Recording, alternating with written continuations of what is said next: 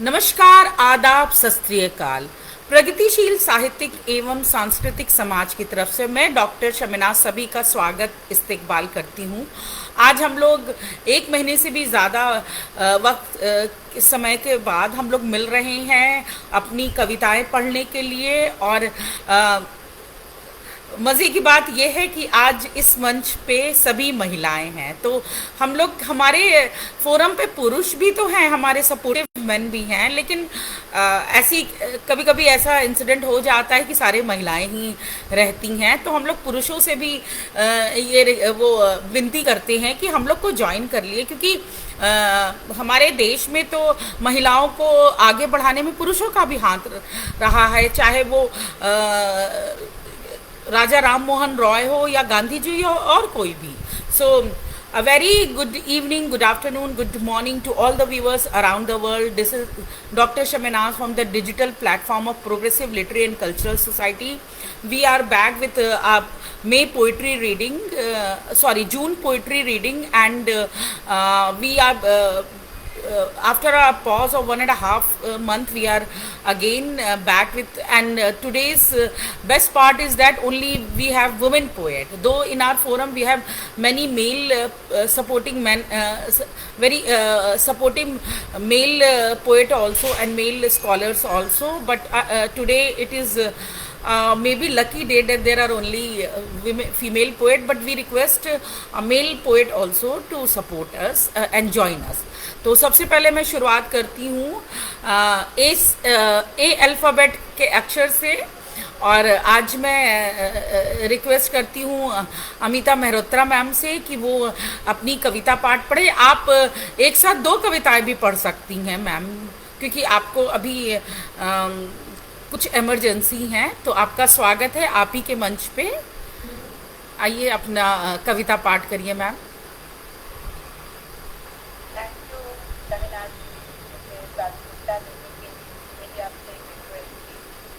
और सभी का स्वागत, अभिनंदन। इस समय अगर सभी इंडिया के हैं तो सभी को पर अगर कोई बाहर का है तो उसको कोई और नहीं, क्योंकि देश काल के हिसाब से समय बदल जाता है, पर हम सभी आपस में इस तरह से एक साथ से जुड़े हैं। शिवनाथ जी ने हम सबको बांध रखा है और इनके सुंदर प्रयास से आपस में हम लोग मिल लेते हैं और कुछ न कुछ अपना लिखा हुआ सुना देते हैं और एक दूसरे का टाइम भी लेते हैं और मन भी चलाते हैं। पिछली बार नीरजा जी की पंक्ति मुझे बहुत अच्छी लगी थी और मैं उससे कहूँगी कि पंक्ति मुझे बहुत बढ़िया थी नीरजा जी। अभी मुझे याद आया कि मैंने बीच में आपसे कहा था। आज मैं अपनी पहली कविता पढ़ती हूँ, शब्दों की महिमा। शब्द सुनते ही मन मस्तिष्क में पहुँचती है वाणी। शब्द ब्रह्म है, कहते हैं मरता नहीं। शब्द दे सकता है जीवन, शब्द दे सकता है जीवन। किसी के शब्द जीवन में जहर घोल सकते हैं, विष बन सकते हैं, तो किसी के शब्द अमृत सदृश जीवनदायी शीतल छांव से मन मंदिर को आह्लादित करते हैं। शब्दों के तीर मन को आहत करते, कटु वाक्य वाण सदृश बनते। वहीं मीठी मधुर वाणी दिल में उतर जाती, प्यार की डोर से बांध लेती। इसलिए बोल तो बोल जो तोल मोल के बोल। 2.5 अक्षर का शब्द, 2.5 अक्षर का प्रेम। प्रेम के शब्द जीवन का अमृत। 2.5 अक्षर के मृत्यु पर देते हैं।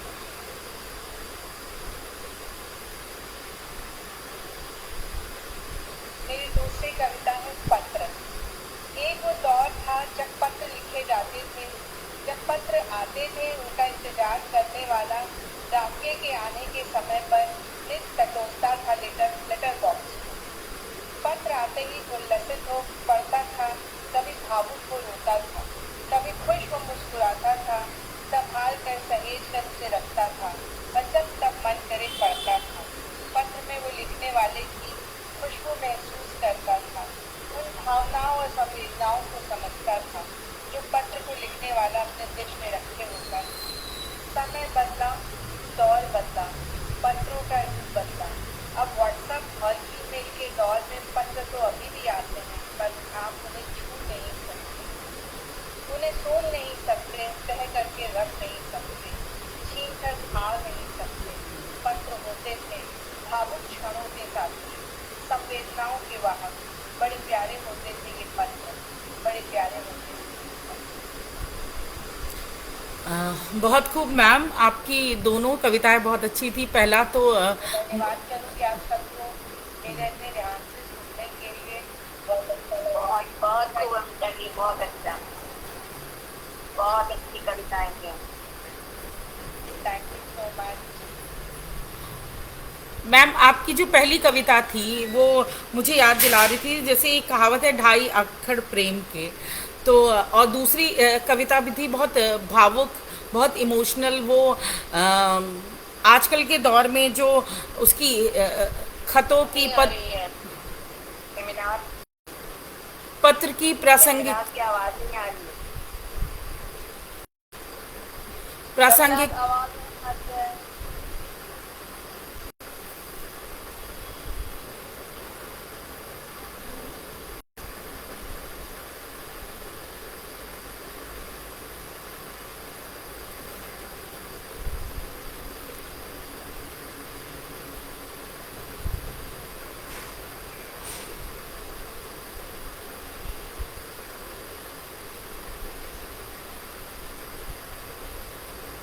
मैम आ रही है अब?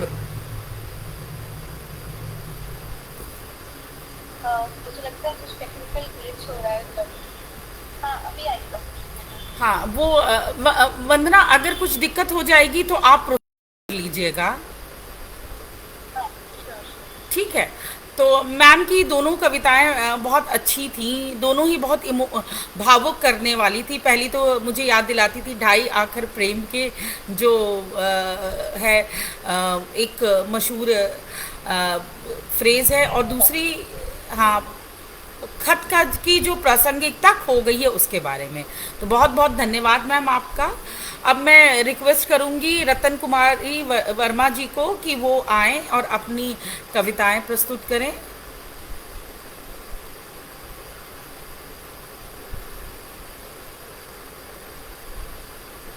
मैम आपका माइक बंद है। हाँ हो गया। म्यूट में हो रहा था। सभी लोगों को नमस्कार। आवाज आ रही है मेरी ना समझना?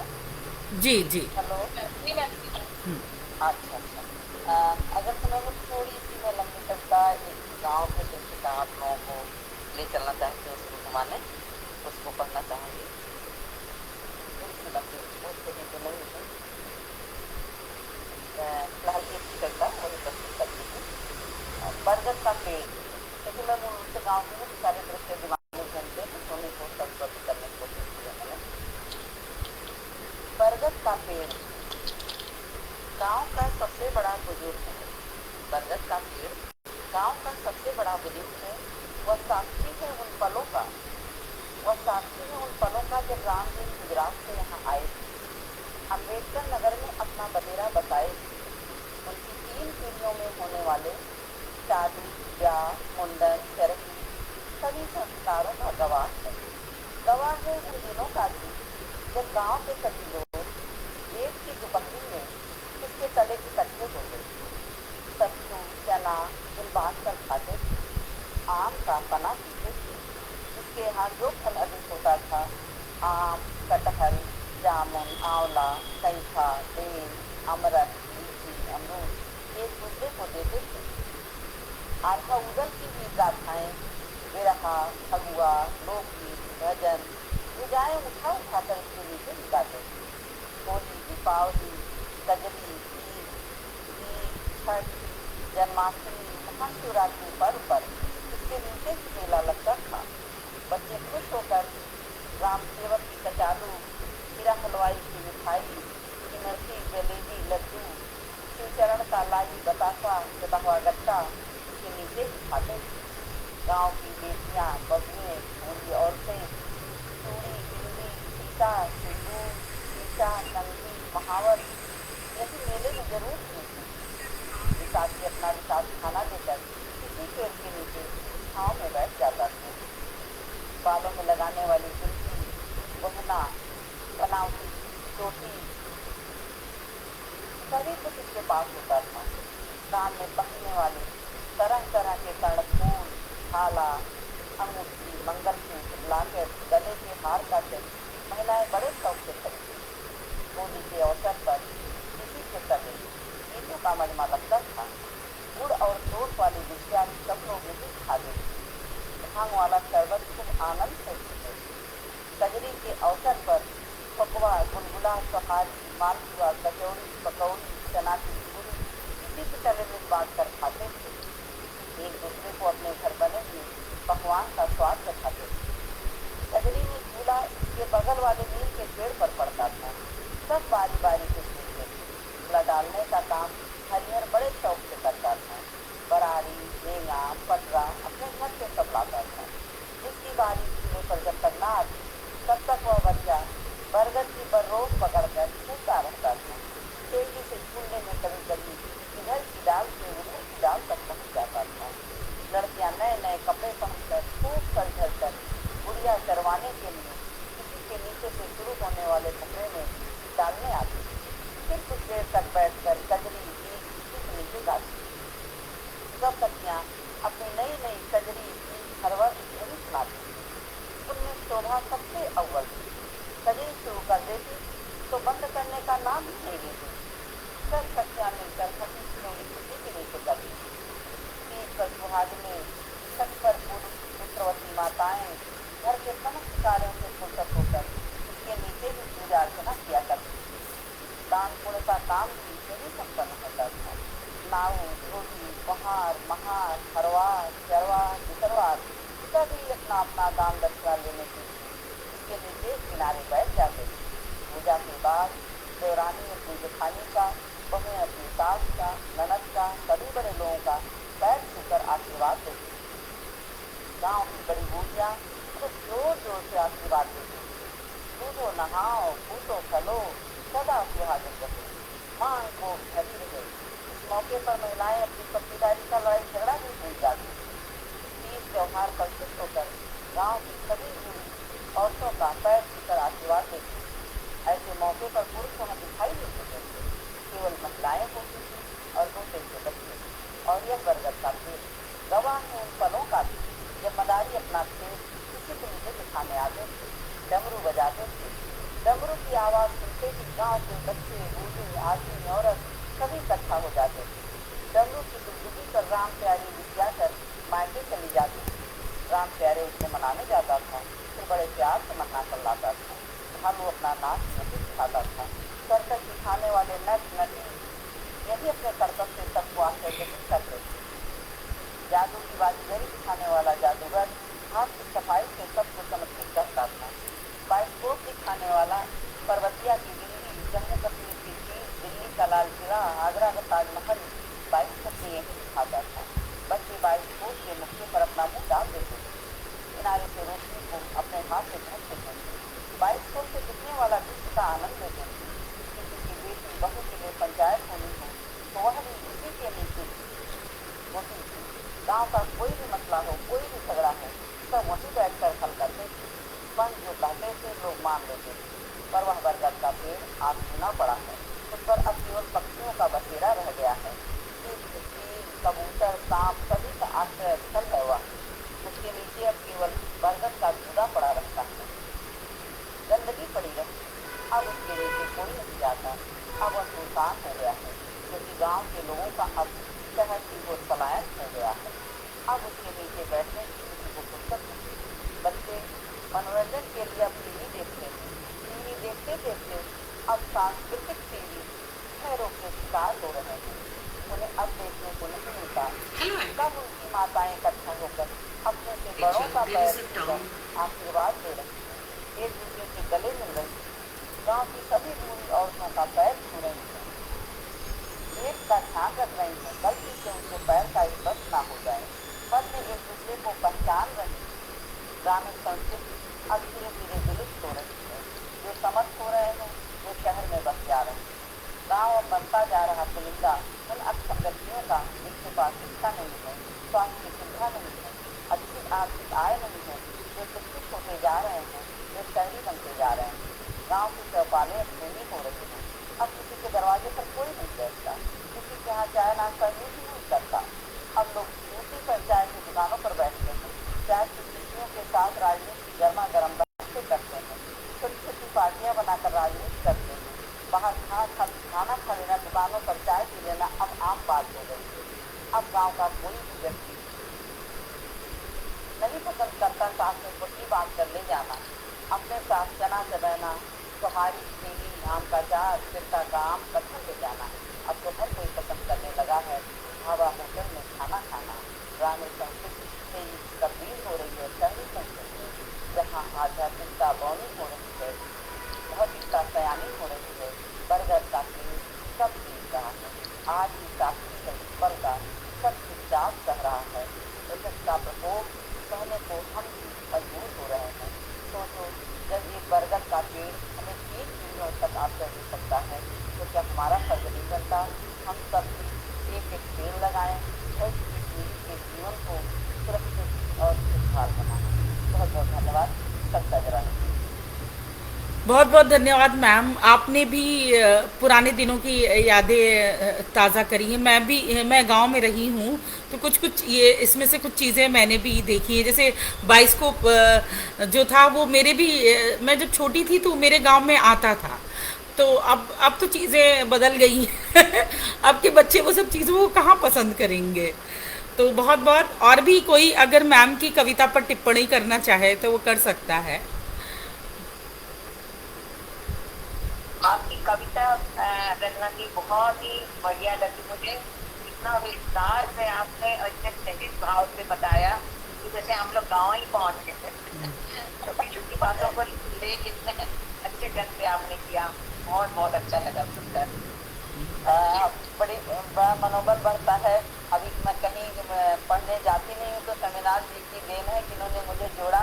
तो मैंने कहा कुछ तो ऐसा चुनना है कि जो शहरी जीवन से संबंधित ना हो, कुछ ऐसा दृश्य प्रस्तुत करूँ कि लोग वहाँ तक पहुँचे। बस इस उद्देश्य से लिखा है कि कभी अगर कविता पढ़ी जाएगी या कोई पढ़ेगा तो कम से कम जानेगा कि होता क्या था, क्योंकि अब गाँव में ये दृश्य हो सकता है जो हम लोगों ने देखा, अब वो दृश्य नहीं रह गया, अब तो बदला हुआ दृश्य दिखता है।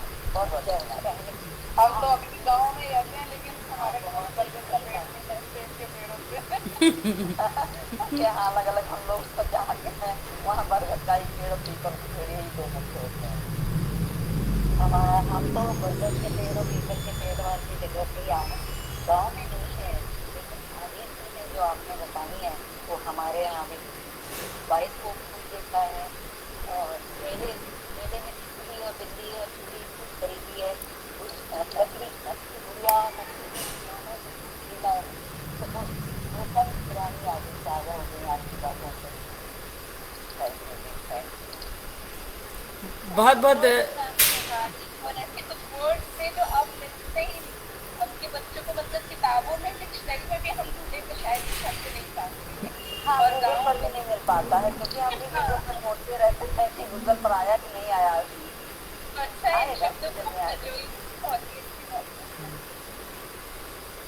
थोड़ा अच्छा लगा आप लोगों के साथ पढ़ करके, मनोबल बढ़ा के फिर कहीं और भी पढ़ पाएंगे। मैम ज़रूर हम लोग के साथ आप जुड़िए, हर महीने हम लोग पोइट्री रीडिंग करते हैं। तो बहुत बहुत धन्यवाद मैम का। अब हमारे लिए आसान है। हाँ ठीक है। अब मैं रतन कुमारी वर्मा मैम जगत तारण गर्ल्स डिग्री कॉलेज में हिंदी की वो एसोसिएट प्रोफेसर या प्रोफेसर, मैम एसोसिएट प्रोफेसर हैं अभी या प्रोफेसर हो गई हैं? प्रोफेसर, हाँ प्रोफेसर हम लोग हो गए। हाँ प्रोफेसर हैं। तो अब मैं रिक्वेस्ट करती हूँ संजू पॉल मैम से, जो हिमाचल की ठंडी वादियों में है, कुल्लू में। मैम थोड़ी सी ठंडी हम लोग की तरफ भेज दीजिए। संजू पॉल मैम, अब आपसे रिक्वेस्ट करते हैं कि आप अपनी कविता का पाठ करिए। ठंडी तो मैं भेज दूँ, आप देख सकते हो। अगर पहाड़ तो मुझे खाने नहीं आ रहे हैं हाँ लग रहा कैमरा रिवर्स करके वो अब शायद नहीं दिखते पहाड़ कभी मैम के यहाँ पहुँचकर पीएलसीएस का इवेंट करेंगे। मैं कब से सोच रही हूँ, कोई साथ नहीं मिल रहा है। मैम की आर्ट गैलरी है और मैम वेटनरी डॉक्टर से रिजाइनमेंट लेकर अब बस पेंटिंग कर रही हैं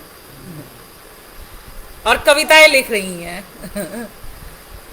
सन्यासी हो गए हो।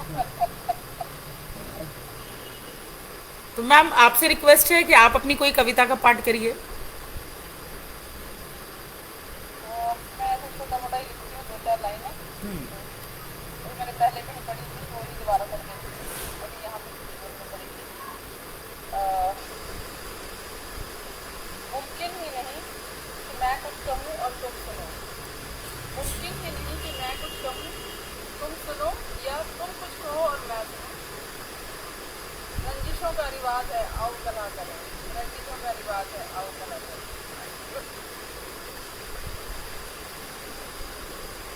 मैम ऐसा लगा हर घर की कहानी पढ़ रही है।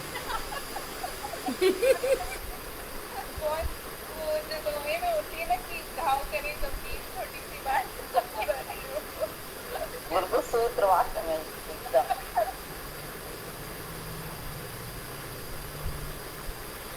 तो ज्यादा सुनने आई हुई यहाँ पे सबको। नहीं, अच्छा है मैम, आप ज्वाइन करिए। यही हम लोग के लिए भी वो अच्छा है कि हर देश के विभिन्न हिस्सों के लोग ज्वाइन कर रहे हैं। तो मैम बहुत बहुत शुक्रिया आपका। अब मैं रिक्वेस्ट करती हूँ निर्जा मैम से कि वो अपनी कविता का पाठ करें।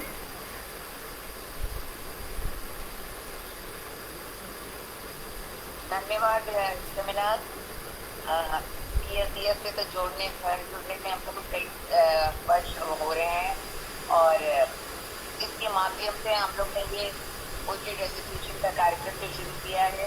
उसके कारण ये खाली यही नहीं है कि हम अपनी भावनाओं को एक्सप्रेस कर सकें, अपने थॉट का एक्सप्रेशन दे सकें, लेकिन इसके साथ हम लोग एकजुट होकर मिल के एक दूसरे के बारे में जान भी सकें, और एक कहना चाहिए कम्युनिटी फीलिंग जो हम लोग के अंदर आती है, उससे मुझे बहुत अच्छा लगता है। कम से कम एक बहाना तो मिलता है कि हम साथ बैठते हैं। लोगों के मन में ऐसा कि आपसे मिलके बहुत अच्छा लगा, ये 2 लाइन ही सही, लेकिन 2 लाइन भी बहुत अच्छी लगती है। कम से कम एक जुड़ने का बहाना तो है, और आप आगे रहिएगा। तो मैं इस समय अपनी एक कविता पढ़ती हूँ, खूब चाहो जीवन के तुम जाते आपने चाहते इस जीवन के संग सुबह शाम से खेलती आंख में डोलियां, अज्ञान से हो जाती जीवन की नजरियां, आकांक्षाएं छू लेंगी अब ऊंचा नब, प्रफुल्लित होता अब चेतन मन में ये सोच, अपने उठा गया बिना लक्ष्य प्राप्त किए, सकारात्मक आती जीवन में छाओं दिए, बचपन का बेला अपना अल्लड़पन का अनमोल, प्यारा अनपिक नादान वरना बहुत बहुमूल, खेले खेले अनेक गुजरता हार जीत से अनजान, उससे उन्मुक्त माँ के आंचल से लिपटा दुलार था, पिता की गोद में सोया सपना था, राहों पर एक से चलना सीखना तो था, परंतु दूसराओं से गुजरना भी था। ज्ञान पुस्तकों में लगाई डुबकी, जीत की लालसा में कोई अपनी मस्ती, पाकर कुछ होना न सीखा कभी, खूब छाँव सा गुजरता गया वक्त कभी, स्वावलंबी होने की सजग उमंग से निकल पड़े राह पर असमंजस में, जिंदगी की सफलता या असफलता ये सोच था मन विकल, इच्छाओं से निरखते हुए हम हो गए सफल।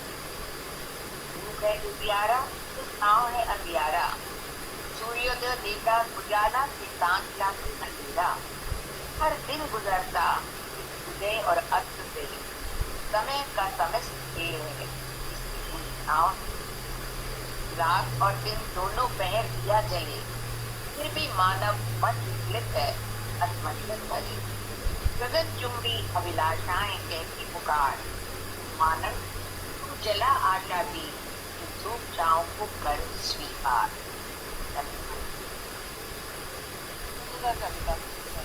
बहुत बढ़िया, बहुत बढ़िया, बहुत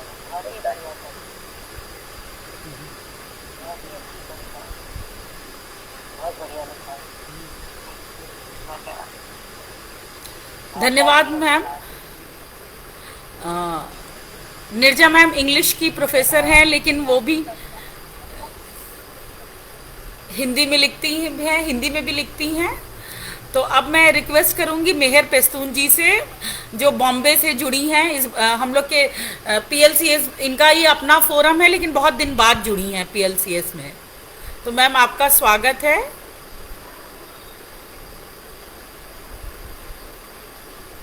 थैंक यू शमिदास। मैं तो इंग्लिश में लिखती हूँ, मैं इंग्लिश में पढ़ती हूँ। ठीक है मैम, हम लोग का तो मल्टीलिंगुअल पोइट्री है, रीडिंग रहता है हमेशा। जी, इसलिए मैं हिंदी समझती हूँ, लेकिन मैं हिंदी में तो मैं हर साल विंटर में विंटर के वक्त flamingos coming to Bombay. So my first poem is on flamingos. Flamingos fly from Siberia to Mumbai and back, year after year after year.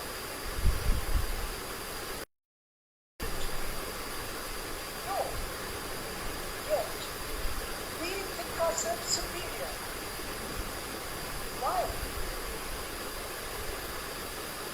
That's my first poem. My second poem is called Witness Moon. That moon in early evening sky watches a crazy world floating by. Paths in joy, paths at war, nothing will endure. Joy will pass, tears will slow. After death, moon observes the flow. As humans laugh, scream, weep, she knows all to dust will see. Thank you. Thank you so much ma'am for such a short and sweet poem.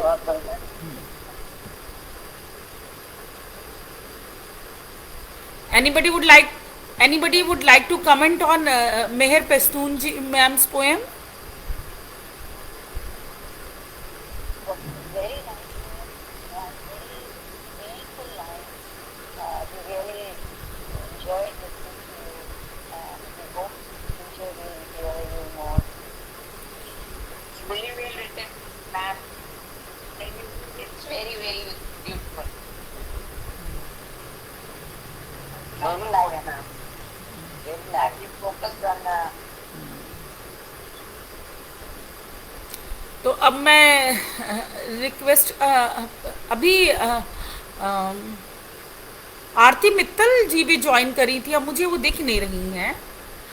तो अब मैं request करती हूँ वंदना जी से कि वो अपनी कविता का पाठ करें। डॉक्टर नंदिनी मैम अगर पढ़ना चाहता है तो डॉक्टर शमिला नंदिनी मैम। ठीक है, मैं अपनी कविता कहती हूँ।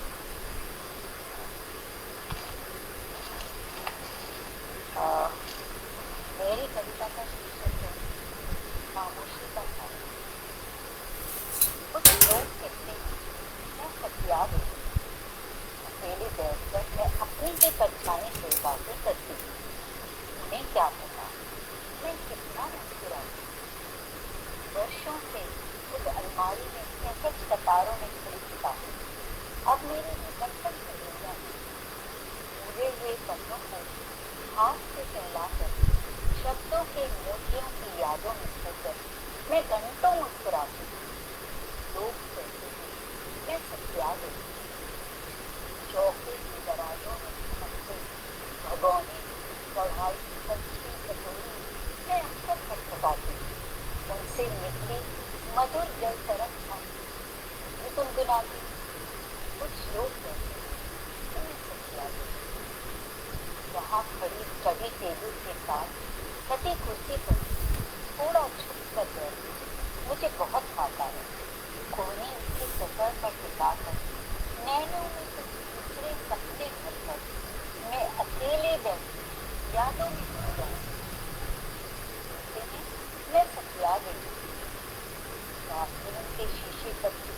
लाल को की मेज पर पड़ा हुआ अलमारी में रखे वो महंगे कांच के बर्तन थे। सभी पूछते हैं बार बार कहाँ खो गई वो खिलखिलाते खुशी के परिवार। उन्हें क्या समझाऊं मैं इस घर की आत्मा में कहीं और बसेरा बनाया है। अब हम हैं दीवारें हैं और खामोशी का साया है। हर बीते पल का एहसास पता है इन बातों में। फिर भी कुछ लोग कहते हैं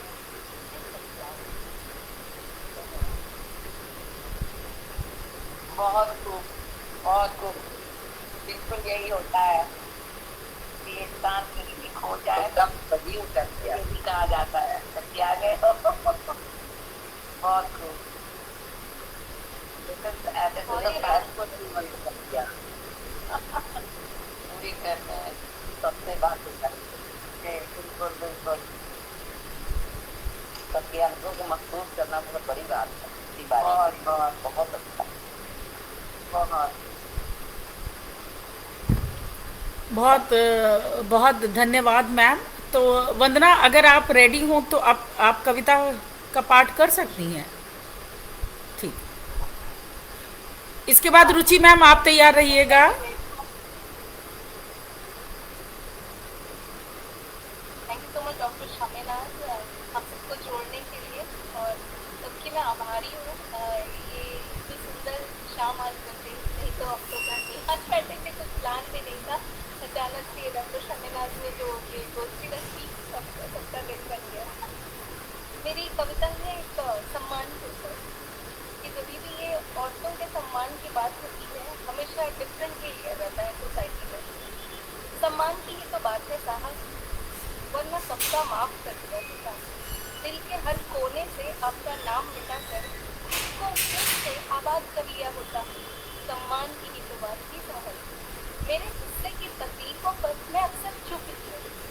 जो मिला जैसा मिला उसे मुकद्दर समझकर सहती गई। बात तब तक छोटी ही थी जब तक चोट मेरे हिस्से आई। मैंने हर आंसू छिपाया, हर रात खामोशी में बिताई, मगर दर्द उस दिन हद से बड़ा हो गया जब मेरे हक को सवाल बनाया गया। और जो कभी अपना कहा करते थे उन सभी ने मुझे पराया बताया। अजीब बात है ना, जब तक मैं झुकती रही सभी अपने लगे। जिस दिन सम्मान के लिए खड़ी हो गई गलत ठहरा दी गई। शिकायत इस बात की नहीं थी कि तुमने मेरा साथ छोड़ दिया, दर्द इस बात का था कि तुमने सच की दामन छोड़ दिया। मैं आज भी आपसे नफरत नहीं करती, दुआओं में नाम आपका ही लेती, पर कुछ जख्म ऐसे होते हैं जिन्हें वक्त नहीं सिर्फ सम्मान ही कर पाता। वरना दिल इतना भी सख्त नहीं था कि मैं माफ न कर पाती। बात सिर्फ मेरी होती तो सबका रुला देती। पर जब भी सवाल स्वाभिमान का हो तो हर आंसू तलवार बन जाया करते हैं, और जो लोग चुप रहते हैं बरसों तक वो सिर्फ इतिहास बन गया करते हैं। सम्मान की तो बात है साहब, नहीं तो हम वो लोग हैं जो अपने दर्द को मुस्कुरा कर दूसरों की खुशी में छुपा देते हैं। Thank you so much. बहुत खूब। बारीक संवेदना की अभिव्यक्ति है। बहुत बढ़िया, वंदना बहुत अच्छा, बहुत बहुत अच्छा। पर मेरे विचार से वंदना खामोशी जो है अगर इतिहास बन जाए तो फिर कोई बोले ही नहीं अपना दर्द।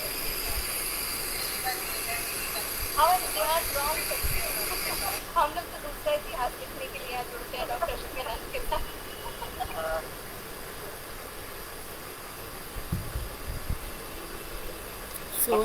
तब जाना एक प्रकार से यहाँ आपसे आपका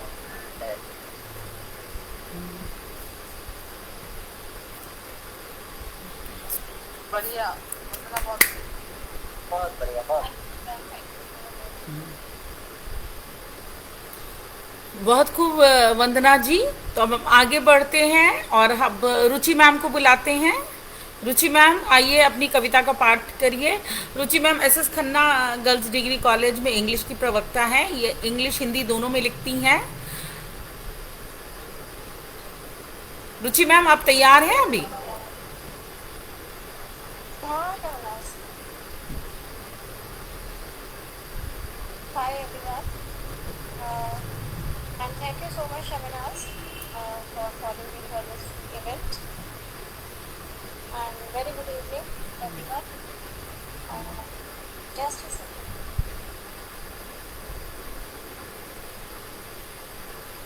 मैं सबको बता दूं कि रुचि मैम मेरी स्टूडेंट रह चुकी हैं। Ruchi ma'am was my student in 1996 batch.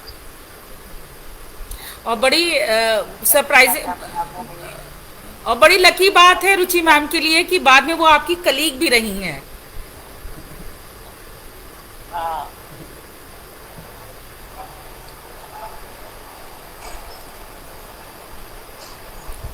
Ruchi ma'am आपकी आवाज नहीं आ रही है।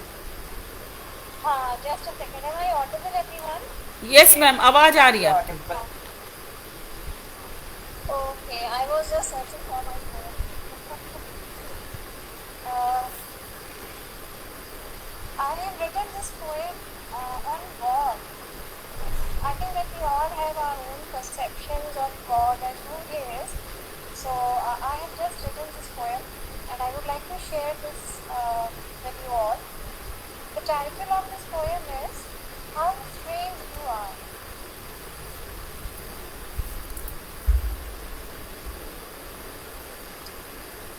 We think of you, but you are unthinkable. We imagine you, but you are unimaginable. We portray you, but you are unportrayable. We strive to reach you, God, but you are unreachable. How strange you are. We believe you, but you are unbelievable. We comprehend you, but you are uncomprehensible. We frame you, but you are unframeable. We try to convince you, but you are unconvinced. How strange you are. We consider you, but you are inconsiderate. We look up to you, but you are invisible. We explore you, but you are unexplorable. We try to fathom you, but you are unfathomable. How strange you are. You are really unfathomable. Oh God, how strange you are.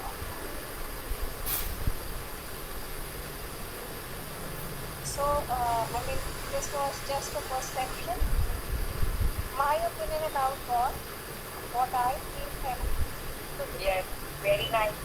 Ruchi, I had read your poem yesterday only, this one, and it was very nice, very well comprehensive.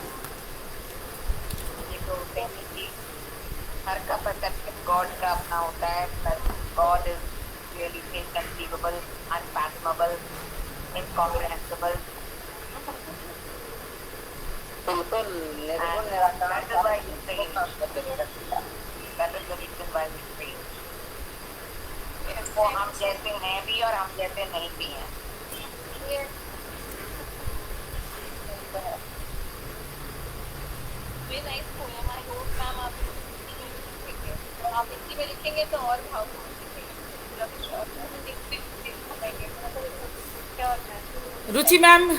Ruchi ma'am की जल्दी poetry collection आएगी।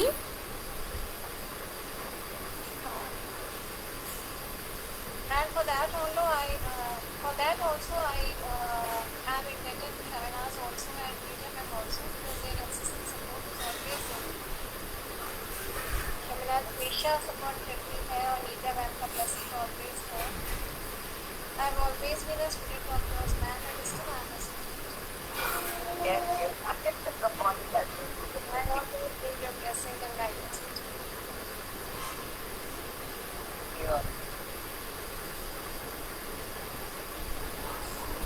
तो अब मेरी बारी है। मैं एक कविता लिखूंगी औरतों के बारे में कि किस तरह की औरतों को हमारा समाज या पुरुष प्रधान समाज पसंद करता है। तो मैंने ये कविता का जो शीर्षक है मर्दों को कहाँ भाती हैं। तो भाती शब्द हम लोग के यहाँ बोला जाता है, मतलब पसंद करना। जैसे मेहर पेस्तून मैम आपको उतना हिंदी नहीं आती, तो ये जो वर्ड है भाती है, भाना मतलब पसंद करना, चाहना उसको कहती हैं। तो मेरी आवाज आ रही है सबको?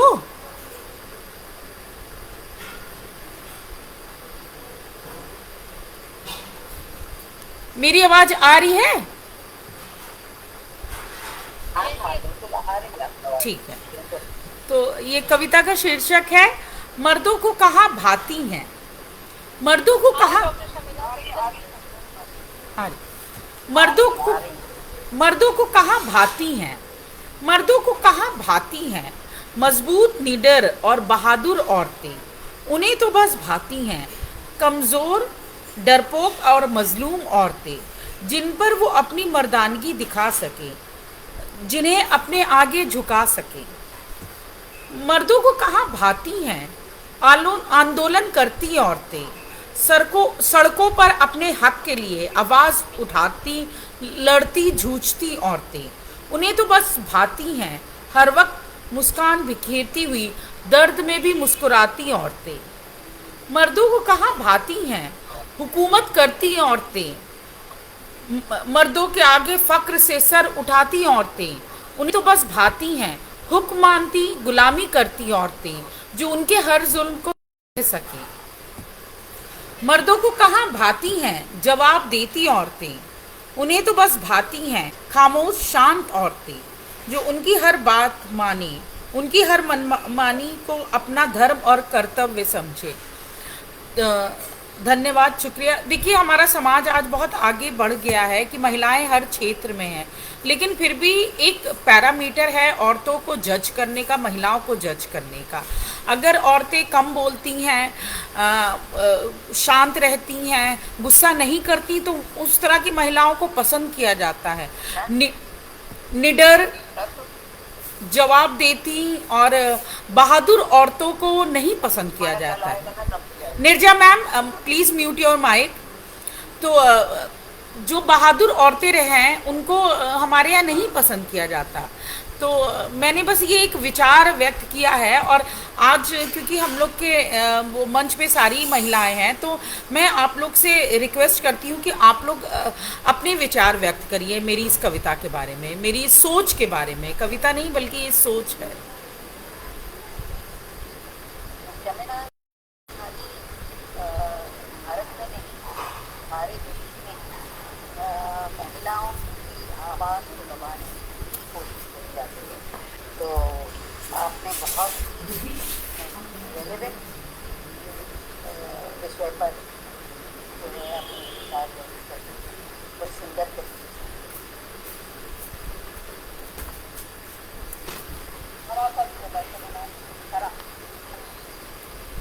your poem was very relevant and very much up to the in the present scenario. You can say this is the very thought process of most of us in the present times. Ma'am मेरा ये खुद का observation है। जैसे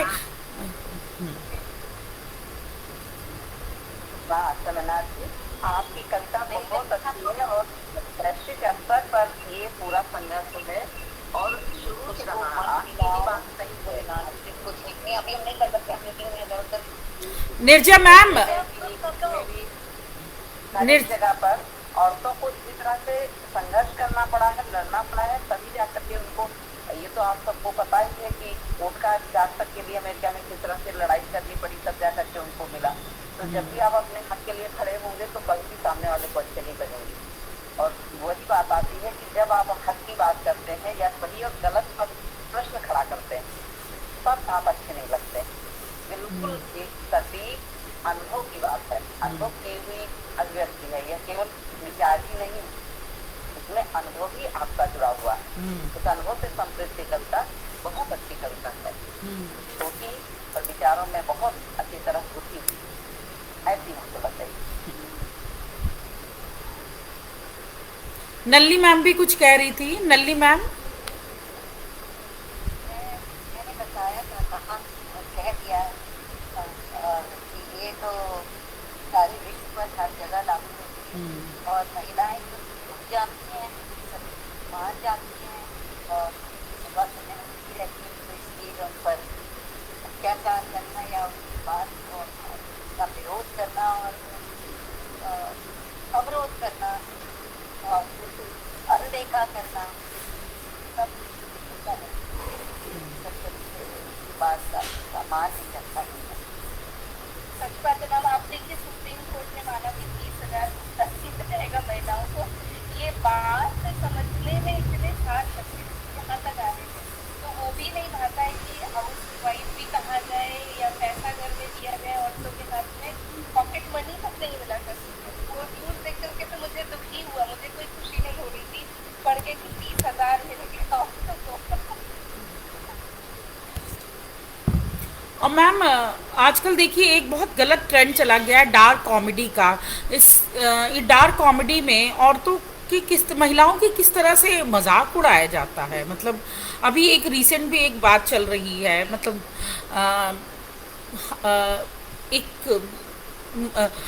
एक comedy show में एक audience में बैठे एक इंसान ने अपनी गर्लफ्रेंड का मजाक उड़ाया था। तो हम लोग को एक ऑब्जेक्ट, एक बॉडी की तरह ही हमेशा समझा जाता है, जिसमें जैसे कुछ औरतें अपवाद रही हैं जैसे रज़िया सुल्तान और वो रानी लक्ष्मीबाई। लेकिन आज के दौर में देखिए हमें एक चीज़ का बड़ा अफसोस लगता है कि रानी लक्ष्मीबाई की लोग तारीफ तो करते हैं, लेकिन जब जहाँ पर उसकी बात आती है ना एग्जाम्पल देने के लिए, तो कोई लड़ाकू औरत रहती है तो उसको रानी लक्ष्मीबाई कहा जाता है।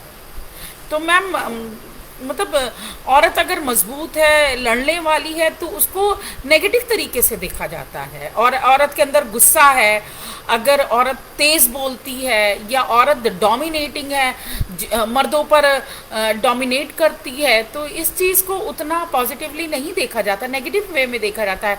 और मैम शशि देशपांडे को लिटरेचर के लोगों ने पढ़ा है, उन्होंने एक लाइन लिखी थी, एंगर मेक्स अ वुमेन अनवुमेनली।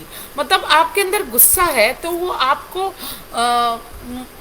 मतलब महिला की जो क्वालिटी होती है वो उससे दूर करता है। मतलब आप अगर महिला है तो आपको गुस्सा करने का हक नहीं है।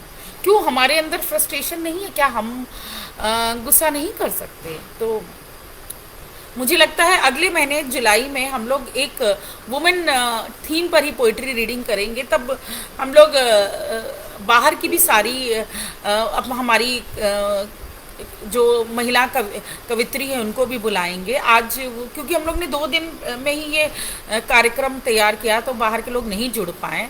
तो अब सब लोगों ने अपनी प्रस्तुति कर ली है, लेकिन फिर भी अगर किसी को पढ़ना है तो वो कविता का पाठ कर सकता है, वरना हम लोग इस आज पोइट्री रीडिंग को एंड करते हैं।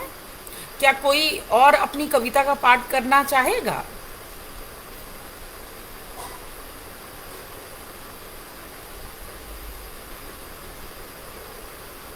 ठीक है, अगले महीने के आपने टॉपिक बहुत अच्छा किया है, तो उस विषय पर और आप पहले से हम अनाउंस कर सकते हैं कि अगले महीने ये इस विषय पर हो और जब तारीख तय कर दी जाए तो फिर हम ज़्यादा अच्छी तरह तैयारी करके समयानुसार आएंगे और ज़्यादा लोग जुड़ पाएंगे। और मैम आप सबसे ये भी रिक्वेस्ट करते कि अपनी और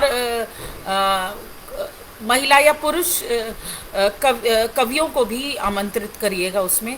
तो ठीक है, फिर आज की ये सभा हम लोग एंड करते हैं। आज हम लोग 9 ही वो लोग ज्वाइन किए, लेकिन जो भी शॉर्ट एंड स्वीट ये प्रोग्राम रहा, तो मैं सभी लोग अपने ही PLCS के सभी मेंबर का धन्यवाद देती हूँ। आज पहली बार हम लोग के साथ रतन कुमारी वर्मा जी भी जुड़ी हैं। हम उनसे रिक्वेस्ट करेंगे कि आप भी हमारे PLCS फोरम की मेंबर बने, हमारे PLCS से जुड़िए और हम लोग ऑनलाइन ऑफलाइन प्रोग्राम करते हैं।